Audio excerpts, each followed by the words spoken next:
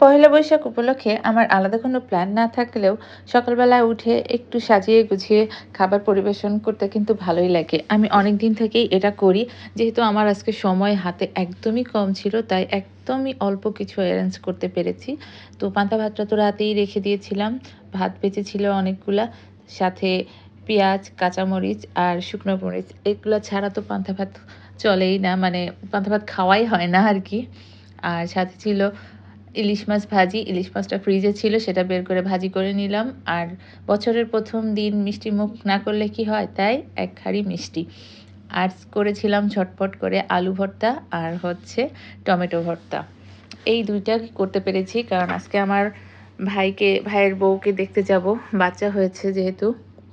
তো শাশুড়ি মা যাবেন। আর শাশুড়ি আম্মা কোথাও কারো বাচ্চা দেখতে গেলে সবসময় বাচ্চার মায়ের জন্য বা ওই পরিবারের জন্য খাবার রান্না করে নিয়ে যান। তো সেটার একটা ঝামেলা ছিল, তাই খুব অল্প সময়ে খুব ঝটফট করে এতটুকু আয়োজনই করতে পেরেছিলাম। আর আমি রেগুলারই পান্তা ভাত খাই, বাট সেটা ডিম ভাজি দিয়ে বা আগের দিনের ভর্তা-টর্তা থাকলে সেটা দিয়েই খাই, খুবই অল্প পরিমাণে।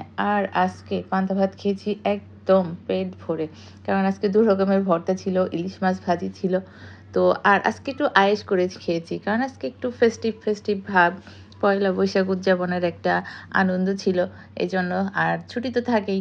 সেজন্য আরাম করে আয়েশ করে অনেকগুলা পান্তা ভাত খেয়েছি। তো পান্তা ভাত খাওয়ার পরে শুরু হয়ে গেল আমার কাজ রান্নাবাড়া। আমার ইচ্ছা ছিল রান্নাগুলো ভিডিও করার, বাট এত তাড়াহুড়ো লেগে গেল আর বাসায় ছিল না গ্যাস। আমি ভেবেছিলাম আজকে ছুটির দিন হয়তো গ্যাস থাকবে। কিন্তু অ্যাজ ইউজুয়াল প্রতিদিনের মতোই গ্যাস ছিল না। এজন্য একটা চুলায় অনেক তাড়াহুড়ো করে রান্নাবাড়া করতে হয়েছে। এজন্য কোনো কিছুর ভিডিও নিতে পারিনি। তো ভিডিও নিয়েই আর না নিয়ে আমি তো আরাম করে পান্তা ভাতটা খেয়ে নিয়েছিলাম। তারপরে ঝটফট ২ ঘন্টায় কয়েক রকমের রান্না করলাম। রান্না করে তারপরে গুছিয়ে শাশুড়ি মাকে নিয়ে চলে গেলাম আমার মায়ের বাসায়। তো আর পান্তা ভাত খেতে কিন্তু লবণ ছাড়া হয়ই না। তো লবণ দিয়ে ভালো করে পান্তা ভাত খেতে অনেকই মজা লাগে। সাথে যদি থাকে পিঁয়াজ, পিঁয়াজটা কামড়ে খেতেই কিন্তু বেশি ভালো লাগে। এই তো আমার খাওয়া পর্যন্তই ভিডিওটা করতে পেরেছি, বেশিটা করতে পারিনি। তো এরকম করে সকালবেলা বছরের ১ম দিন সবার সামনে দিলে সবাই কিন্তু খুশিই হয়। যাই হোক, তারপরে আমার ভাইয়ের বাসায় যাওয়ার জন্য এই যে পোলাও রান্না করে নিয়েছি, উপরে একটু বেরেস্তা ছিটিয়ে দিচ্ছি। তারপরে ভাইয়ের বউর যেহেতু বাচ্চা হয়েছে, এজন্য একটু পেঁপের ডাল রান্না করে নিলাম। এটা বাচ্চার মায়েদের জন্য খুবই উপকারী একটা খাবার। চিকেন রান্না করেছি কোরমা করে, যাতে ঝাল-টাল না হয়। এখানে পাবদা মাছটা একটু দো পেঁয়াজু করে নিয়েছি টমেটো দিয়ে। আর এখানে গরুর মাংসটা বাসার বাকি সবার জন্য। যেহেতু বাচ্চা একেবারেই ছোট, ওর মা গরুর মাংসটা খেতে পারবে না। আর একটা মাছ যেহেতু রান্না করেছি, আরেকটা ভাজি করে নিয়েছি।